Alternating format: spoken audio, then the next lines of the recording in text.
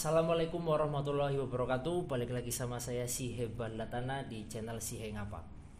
Alhamdulillah kali ini bersilaturahmi ke Pondok Pesantren Darussalam. Dan alhamdulillah juga kali ini juga berbeda untuk narasumbernya. Kali ini benar-benar tokoh ternama. Dan ini termasuk Gus yang saat saya belajar ngaji di sini itu tidak ngantuk, karena di dalam kajiannya itu ada leluconan dan ada keseriusan yang bikin saling seimbang di situ. Dan langsung saja di sini ada Gus Enjang. Assalamualaikum Gus. Waalaikumsalam warahmatullahi wabarakatuh. Sehat Gus? Alhamdulillah, masih juga sehat ya. Alhamdulillah Gus. Lama tidak jumpa tapi langsung ketemu bikin konten ya. Iya betul Gus. Iya. Juga ini juga saya agak nggak enak juga Gus, takutnya ada beberapa yang kalimat yang kurang sopan, apalagi saya memakai bahasa Indonesia Gus. Santai aja lah, kita ngalir aja. Betul. Soalnya saya juga belum ahli dalam bahasa kromo, baru cuma nggih. Malah biar kemudian kalau pakai bahasa Indonesia itu bisa dipahami oleh lebih banyak viewer ya. Oh nggih, benar Gus. Oke, alhamdulillah. Sekarang kita udah bisa berkonten lagi sekitar ada 1 tahunan. Karena kemarin saya sibuk skripsi dan alhamdulillah sekarang sudah wisuda, dan ini mulai kembali kita berkonten lagi. Dan pada malam ini di Pondok Pesantren Darussalam kita akan membahas tentang Pondok Al Zaitun Gus. Al Zaitun. Betul. Yang lagi rame, boleh bilang Panji Gumilang nggak ya? Iya betul. Kalau kata netizen Panji Petualang. Ada 2 ya. Yang satu petualang alam, yang satu petualang agama gitu. Iya betul Gus. Nah ini yang mau saya pertanyakan kepada Gus Enjang, itu yang benar-benar ada di ilmu pondok Gus, yang dipelajari di pondok. Kalau yang soal Panji Gumilang itu komunis atau apa, itu bukan ranah ke situ sih, kurang fokus. Nah ini yang benar-benar kayak bikin kita bingung bagaimana dan apa jawabannya untuk menanggapi apa yang disampaikan oleh Panji Gumilang. Pertanyaan pertama itu, Pondok Al Zaitun atau Panji Gumilang tersebut menyanyikan Salam Yahudi, yang kita tahu juga di dalam hadis Abu Daud dari Ibnu Umar, barang siapa yang menyerupai suatu kaum maka dia termasuk kaumnya. Man tasyabbah biqaumin fahuwa minhum. Iya. Dan pertanyaan kedua Gus, Panji Gumilang juga menginginkan khotib dan imam itu wanita. Pertama yang perlu kita pahami dengan pikiran yang jernih, perlu membedakan antara Panji Gumilang dengan Pondok Al Zaitun. Ini dua eksistensi yang berbeda menurut saya. Tentang Panji Gumilang yang kemudian perlu kita kritisi terkait beberapa pandangannya, saya setuju. Tapi mengenai pembubaran Pondok Al Zaitun, kita perlu kajian lebih mendalam tentang hal ini. Karena tentu membubarkan Al Zaitun menurut saya bukan solusi atas sekian banyak orang yang mondok di situ, dan belum tentu juga semua santri daripada Al Zaitun ini sepakat dengan pemikirannya Panji Gumilang. Maka langkah pembubaran risetnya harus tidak, kalau kata orang Inggris, gupuh gitu ya, tidak terburu-buru gitu ya.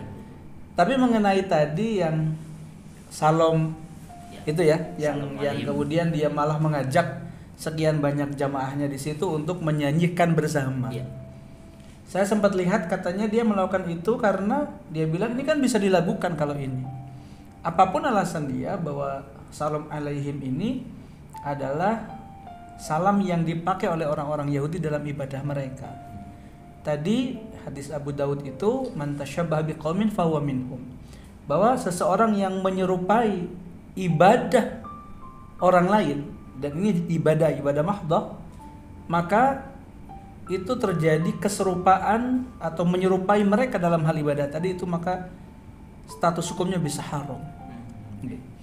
Maka dalam konteks Panji Gumilang yang kemudian melakukan salam alaihim, sebagaimana kemarin ada Bahsul Masail Nasional BMN di Pondok Andalus Leler itu, saya sepakat dengan hasil Bahsul Masail itu bahwa salam yang disampaikan oleh Panji Gumilang adalah sesuatu yang hukumnya haram, mengingat Pertama, ini dipakai oleh orang Yahudi, berarti berdasarkan hadis Abu Daud tadi.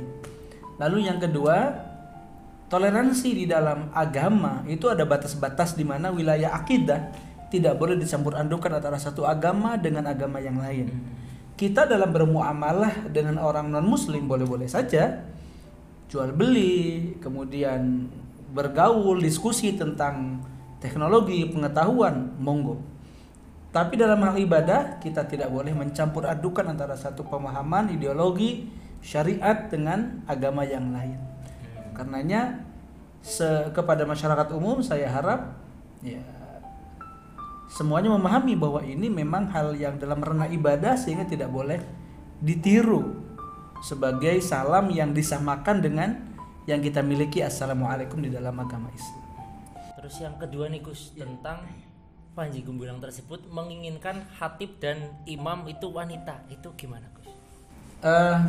Di dalam ketentuan fikih ya, bahwa gini, imam laki-laki itu sah menjadi imam bagi sesama laki-laki, atau menjadi imam bagi laki-laki dan perempuan, atau menjadi imam bagi perempuan, dan sah menjadi imam bagi khunsa. Khunsa itu bukan LGBT ya. Khunsa itu seseorang yang susah dideteksi jenis kelaminnya laki-laki atau perempuan. Karena semenjak lahir dia tidak jelas bentuknya apakah laki-laki atau perempuan, sehingga dalam fikih disebutkan khunsa. Nah, laki-laki ini berhak menjadi imam bagi semua itu. Tapi kalau perempuan itu hanya boleh menjadi imam bagi sesama perempuan.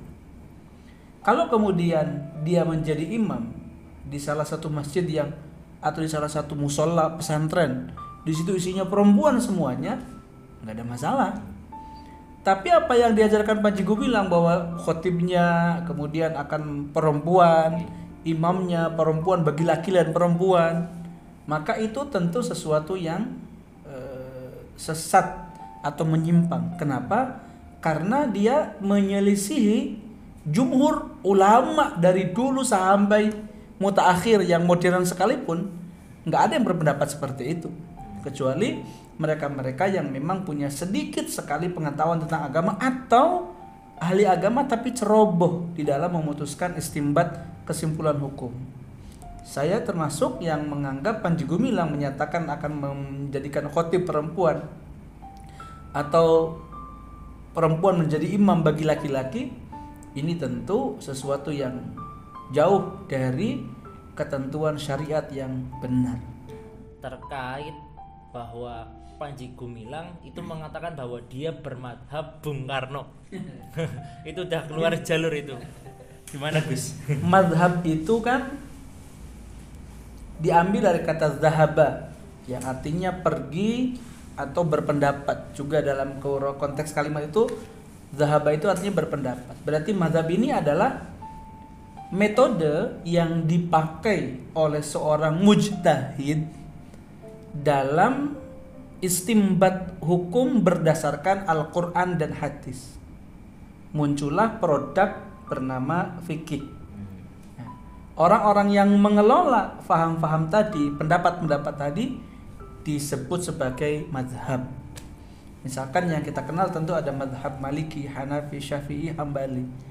Nah itu yang kita kenal yang jumhur. Tentu ada madhab yang lain kayak Daud Az-Zahiri dan sebagainya. Nah kalau melihat dari definisi tadi saja, satu, metode atau manhaj yang dipakai oleh seorang mujtahid. Mujtahid ya. Mujtahid ini siapa? Ada syarat yang dijelaskan oleh para ulama tentang siapa orang yang boleh menjadi mujtahid. Syaratnya satu, orang yang harus benar-benar ahli memahami bahasa Arab. Lalu yang kedua, orang yang memahami Al-Quran dan hadis dan seluruh ilmu yang berkenaan dengan ulumul Quran maupun ulumul hadis, sehingga dia nanti akan tahu mana mutlak, mana muqayyad, mana am, mana khas, dan apa asbabun nuzul dari ayat tersebut. Selain itu, dia juga harus paham hadis, mana yang sahih, mana yang dhaif, mana yang hasan li ghairihi, dan mana yang boleh dijadikan sebagai landasan hukum. Sehingga ketika ada ta'arudul adillah, jadi bukan cuma hadis tapi keseluruhan hadis dan keseluruhan ayat. Ketika ada pertentangan antara satu ayat dengan ayat yang lain, dia akan mampu mengkreasikan ya al-jam'u ya misalkan ya, atau melakukan tarjih ya, tergantung dari metode apa yang dia pakai. Nah, kalau kita lihat dari syarat tadi, apakah Soekarno memenuhi syarat satu tadi, betul-betul memahami bahasa Arab mulai dari nahwu, shorof, balaghah, bahkan mantik, ya kan? Apakah benar-benar memahami ini atau tidak? Kalau tidak, di syarat pertama aja berarti udah gugur sebagai mujtahid. Otomatis kalau begitu Soekarno tidak layak disebut sebagai mazhab. Apalagi Soekarno tidak pernah punya produk berupa kitab fikih misalkan, atau hal-hal yang berhubungan dengan istimbat yang dia lakukan terhadap hukum-hukum tertentu yang diambil dari Quran dan hadis. Kalau Syafi'i, Maliki, Hanafi, Hambali jelas karya-karyanya banyak, ya kan? Bahkan usul fikih mereka buat, mereka lahirkan sebagai bagian kontribusi nyata dari mereka terhadap mazhab itu. Tapi Soekarno apa coba karya dia di bidang fikih misalkan? Apa bukti dia ahli bahasa Arab? Apa bukti dia mengerti benar tentang ulum tafsir? Maka kalau orang ini tidak memahami itu tadi, tentu bermadhab kepada orang yang bukan ahlinya, idza wusidal amru ila ghairi ahli fantadiris sa'ah. Ya, kalau kita menyerahkan urusan kepada yang bukan ahlinya, tunggulah kehancurannya. Iya, ya kalau dia bilang bermadhab Soekarno, lalu Soekarno itu ahli fikih atau tidak, memahami Al-Quran atau kalau tidak ya tidak bisa bermadhab kepada orang yang bukan ahlinya. Kita saja sebagai orang awam, kalau ban bocor nggak mungkin kan dibawa ke Alfamart. Iya, pasti dibawa ke ahli tambal ban. Kita aja kalau motor rusak ya nggak mungkin dibawa ke supermall ya kan? Iya, pasti dibawa ke bengkel. Karena apa? Ya memang yang ahli tentang mesin itu ya bengkel gitu loh. Nah, ini urusan agama yang orientasinya sangat jauh sampai ke akhirat. Jangan sampai kita menyerahkan sesuatu kepada yang bukan ahlinya. Saya kira ketika Panji Gumilang mengatakan bahwa dia bermadhab Soekarno, tentu ini kecerobohan yang sangat mengkhawatirkan kalau tidak dikatakan sebagai kesesatan gitu ya. Tentu kita berharap kepada Allah agar kita senantiasa diberikan petunjuk jalan yang lurus. Sebenarnya hampir 17 kali minimal dalam sehari kita bilang ihdinas siratal mustaqim. Ini adalah doa yang terus-menerus kita panjatkan agar apa? Agar kita senantiasa berada di dalam hidayah yang lurus, jalan yang lurus, sehingga kita tidak termasuk pada orang-orang yang disesatkan. Andai kan kita memahami ihdinas siratal mustaqim dengan benar, saya yakin kita tidak akan mudah tergoyahkan, tidak akan mudah disesatkan oleh orang-orang yang tidak bertanggung jawab seperti itu. Dengan demikian sebenarnya ya, dengan kita memahami apa yang kita baca di dalam sholat dan lain-lain, itu termasuk doa yang benar-benar mustajab. Sehingga dengan begitu kemudian kita dijauhkan dari kesesatan-kesesatan yang akan menyebabkan kita kepada kekufuran maupun kepada kemusyrikan. Segitu saja podcast pada malam hari ini, karena sekarang kita sedang di malam hari sekitar jam 8 malam, dan juga saya berterima kasih kepada Gus Ejang telah menyempatkan waktu. Saya juga aslinya benar-benar sangat gak enak karena baru pertama kali Gus. Baru gitu ya? Iya, canggung banget. Ini dari awal Gus, saya masih canggung, belum terbiasa. Iya, betul. Nanti juga next juga saya pengen sama Gus Aldi, terus Gus Labib dan lain-lain. Tinggal nanti temanya disesuaikan dengan milenial, biar ini kan generasi milenial ya.